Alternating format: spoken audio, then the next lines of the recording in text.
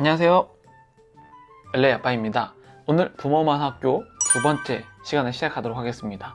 여러분 혹시 주변에 이 사람은 이것만 변하면 참 좋은 사람이 될 것 같은데 그게 안 변하는 사람이 있거든요. 근데 신기하게도 다른 건 다 변하는데 그것만 안 변해요. 왜 그럴까요? 오늘 부모 마음 학교를 하면서 이 문제에 대해서 한번 이야기해 보도록 하겠습니다. 왜냐하면 그게 바로 나이기 때문이죠. 저도 마찬가지고 이 영상을 보시는 여러분들도 마찬가지고 나는 이런 잘못들이 있어. 나는 이것을 못해. 근데 난 이것만 변화되면 좋을 것 같아 라고 생각하면서 매년 1월 1일이 되면 새해 목표 이런 식으로 다 적어 놓잖아요. 그런데 그럼에도 불구하고 우리의 인생은 더 나아지지 않고 맨날 나는 그대로 있는 것 같아요. 왜 그럴까요? 근데 문제는 이것이 나의 인생에서만 그런 것이 아니라 내가 우리 자녀에게 대하는 태도라든지 내 배우자에게 대하는 태도, 이런 모든 것들을 통해서 자꾸 반복된다는 거죠.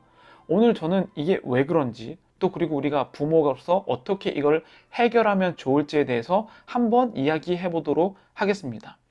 자, 아기가 태어나면 세상은 어떨까요? 엄마 뱃속에 있을 때는 모든 것이 다 제공되는 상황이었잖아요. 물도 안 먹어도 되고 밥도 안 먹어도 되고 온도를 해서 옷도 입을 필요도 없고 다 걸어 다닐 필요도 없고 다 엄마의 뱃속에서 제공받았습니다. 그런데 엄마 뱃속을 딱 나오게 되잖아요. 그럼 아이는 그때부터 불안한 마음을 갖게 돼요. 어떤 불안한 마음이냐면 세상은 위험하다. 어떡하지? 그래서 엄마가 이 아이를 계속 24시간 봐줘야 되는 거죠. 그래서 저도 저희 아이들 태어났을 때 보면 정말 잠이 모자랄 정도로 아이는 뭘 이렇게 울기도 하고 뒤척이기도 하고 웃는 것처럼 보이기도 하고 여러 가지 것들을 합니다. 근데 그 모든 행동은 다 살기 위한 행동이에요. 도대체 뭐가 안전한 거지? 내가 엄마 뱃속에 있을 때는 안전했는데 밖에 나오니까 왜 이렇게 다 마음대로 되는 게 없는 거야? 라고 하면서 울음으로 표시하기도 하고 어떻게 보면 막 머리를 잡아 뜯는 행동도 하고 여러 가지 행동을 합니다. 그게 자기가 알아서 하는 게 아니라 몸이 무의식적으로 그 살기 위한 생존의 본능 능력을 하는 것이죠.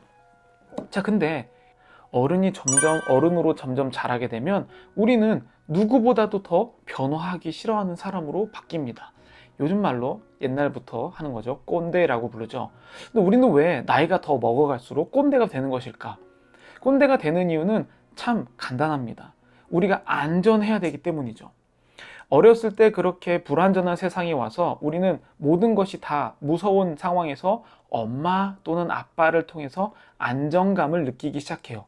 그 안정감이 뭐냐면 세상은 믿을 만한 곳이구나 라는 것을 점점 생각하기 시작하는 것이죠.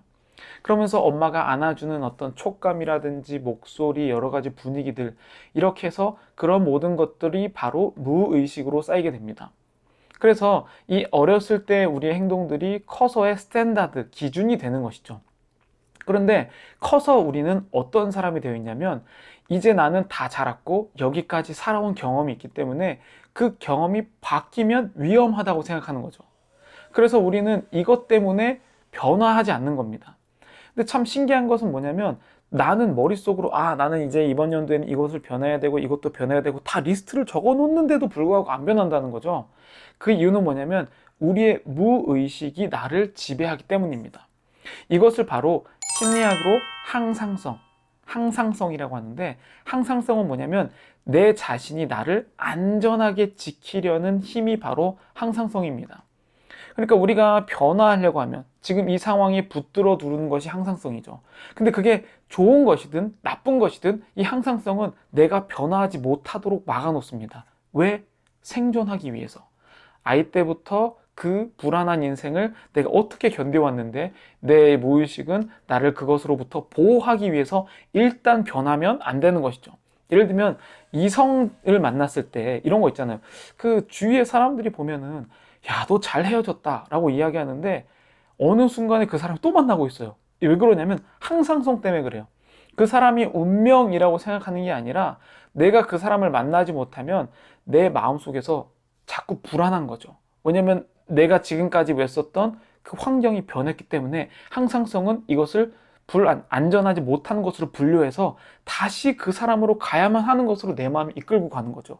이게 바로 항상성입니다. 그러니까 우리는 객관적으로 보는 것 같지만 객관적으로 보지 못하죠. 예를 들어 우리 자녀와의 관계, 배우자의 관계를 생각해 보죠. 자녀와의 관계와 배우자의 관계에서 이 항상성은 무조건 워킹합니다. 밤에 보면은 잘 때가 제일 이쁘다라고 우리 이렇게 이야기하잖아요. 그 이유는 생각보다 간단해요. 나는 좋은 엄마가 되고 싶고 좋은 아빠가 되고 싶은데 꼭 똑같은 상황에 나는 똑같은 행동을 한다는 거죠. 참 이상해요. 그래서 나는 변해야지 일기도 쓰고 뭐 마음 훈련도 하고 여러 가지 해도 안 됩니다. 그 이유는 바로 이 항상성 때문인 것이죠. 그래서 우리가 이것을 일단은 인식하는 것이 중요합니다. 내가 지금 무의식 속으로 지금 내가 변화하는 것을 막고 있구나. 그렇다면 내가 어떻게 변해야 될까? 이것은 참 간단해요. 3주, 여러분 뭐 3주 다이어트, 뭐 3주의 효과, 막 이런 것들, 습관의 변화, 이런 것들 들어보셨죠? 이게 다 지금 인지심리학자들을 통해서 나오는 것들인데, 이 3주라는 기간을 내가 똑같은 행동을 반복해서 하면 이 내 뇌에 무의식으로 넘어가게 됩니다. 3주 동안 내가 의식해서, 노력해서 의식해야지만 내가 할 수 있는 건데, 3주가 지나면 이 의식해서 해야 되는 것이 자동으로 무의식으로 넘어가는 거죠. 그래서 내가 무의식적으로 이제는 자동적으로 그게 변화되기 시작하는 거죠. 그래서 3주가 사람들이 그렇게 중요하다고 하는 겁니다. 예를 들면 운동을 한다라고 했을 때 우리는 굉장히 거창한 목표를 세웁니다. 예를 들면 뭐 팔굽혀펴기 뭐 50개, 그 다음에 유산소 30분, 그 다음에 뭘 먹고 고구마만 먹고 이렇게 하는데 사실 이게 작심삼일을 넘기기 힘들잖아요. 그 이유가 바로 이 항상성 때문인데 그걸 하려면 간단합니다. 일단은 내가 운동할 수 있는 사람이라고 인식시켜 주는 게 중요해요. 팔굽혀펴기를 50개 하지 말고 5개 또는 10개만 해보는 거죠. 그래서 매일 3주 동안 그것은 쉽잖아요. 그러니까 내가 쉽다고 생각하는 건 할 수 있습니다. 그것은 쉬우니까 매일 5개를 하는 거죠. 그러면 3주를 하게 되면 내 머릿속에 내 무의식 속에 나는 운동을 하는 사람이구나 라는 인식을 갖게 됩니다. 그럼 거기서부터 하루에 6개, 7개 이런 식으로 늘려나가는 것이죠. 우리의 마음은 항상 똑같은 데서 남편과 부딪히고 아내와 부딪힙니다. 항상 똑같은 데서 우리 아이에게 실수하고 항상 화를 냅니다. 이것이 가정이기 때문에 더욱더 문제가 되는 것이죠. 사회에서는 이런 것들을 연기하면서 참고 넘어갈 수 있죠. 근데 가정에서는 이게 컨트롤이 안 됩니다. 그렇기 때문에 좋은 부모가 된다는 것은 먼저 내 마음이 이런 안 좋은 무의식에서 벗어나는 것을 필요로 한다는 것이죠. 그게 바로 항상성을 뛰어넘을 수 있는 것인데, 자, 여러분들이 한번 좀 리스트를 한번 보세요. 나는 이런 게 안 좋아. 예를 들면 우리 아이가 다 따를 때는 다 참는데, 뭐 예를 들면 아이가 내 말을 들었을 때 바로 반응하지 못하는 것, 안 하는 것에서는 막 화가 난단 말이죠. 근데 내가 화가 내고 나면 그 다음에 내가 딱 보이는 거죠. 화는 안 내도 됐었는데. 이런 것이 바로 여러분들이 안전하게 모시려는 항상성입니다. 과거에 어떤 경험이 있었겠죠. 화를 내야지만 누군가 내 말을 들어줬을 가능성이 큽니다.